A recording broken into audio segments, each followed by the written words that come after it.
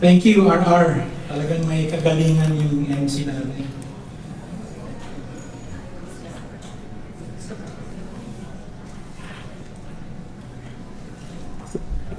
My great good friend, Howie Severino, says Rizal is good for his mental health. I would like to add a corollary. Launching a book about Rizal and other heroes in the company of other great good friends on the birthday of my late father is bracing for one's mental health. Let me also add a codicil. Launching a book just 4 days before your own birthday, especially if you share that birthday with your publisher, is fantastic for mental health. Although somewhat damaging to my publisher's financial health. Thank you, Attorney Marvin. Happy birthday. I am grateful beyond words.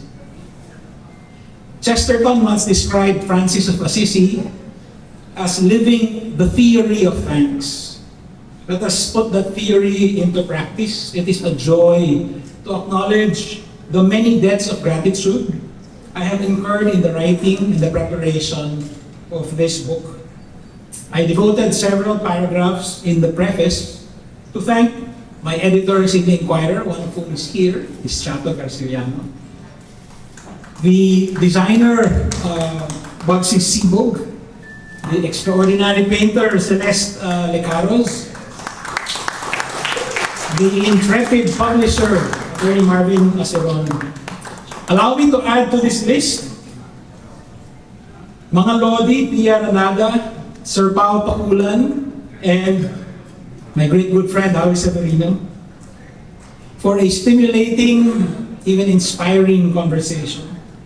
And my friends whom I forced to read for tonight, Ato Maraulio, Janina Vela, Agot Isidro, who was, by the way, amazing in Angduyan ng Magiting, and the country's preeminent actor, Bart Ningrona, for their soulful readings.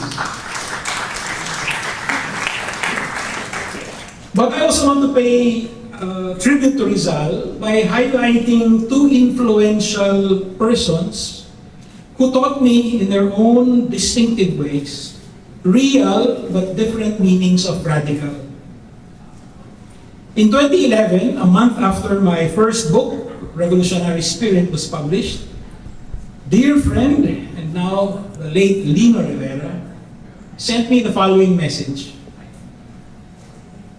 And when I read this again after he passed, I was struck. John, I just want you to know, he wrote, I'm bringing your Rizal book with me to my trips for DepEd. So understood and resonated with your Rizal's decision to finally come home. What was that phrase you used? The field of battle. Sigh. Same reason why Ninoy came back.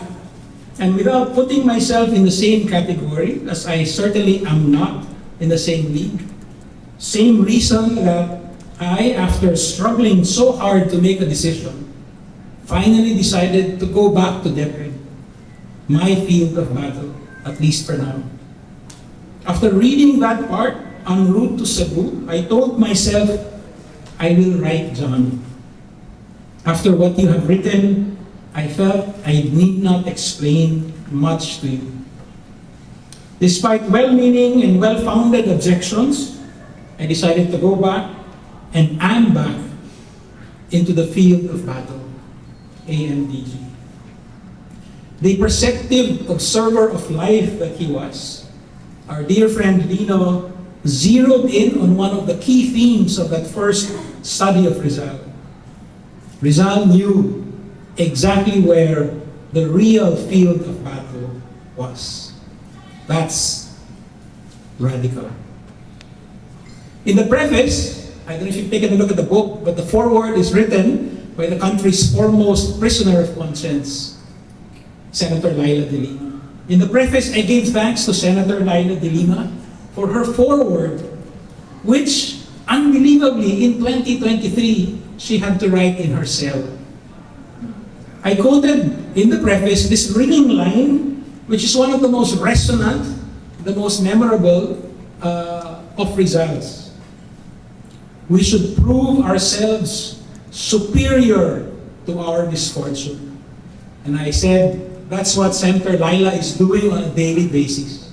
She proves superior to our collective and individual misfortunes. Rizal wrote that line to Marcelo del Pilar in a letter dated May 28, 1890, in Spanish. I'm going to read the line in Spanish, bear with me.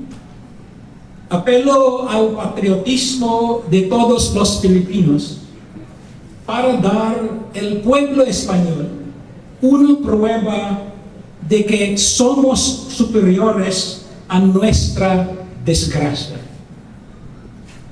Encarnacion Alzona, the much overworked translator, rendered that into English as follows.